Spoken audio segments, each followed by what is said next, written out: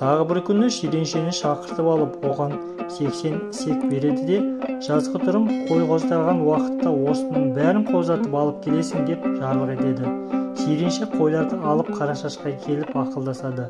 Қарашаш сататын түгі де жоқ, қойлардың шетінен сойып жей берейік. Хан келсе жауабын өзім беремін дейді.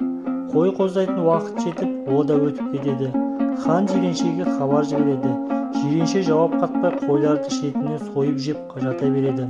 Бір күні хан шыдай алмай атына мініп жиреншенікіне келеді. Оның келе жатқанын Қарашаш көріп, жиреншені үйге жатқызып тастайды да, өзі ханның алдына шығады. Хан жиренше қайда деп сұрайды.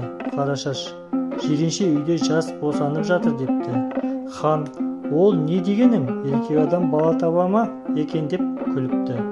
Қарашаш: тақсыр, еркек адам бала тумаса, еркек қой қалай қоздайды депті.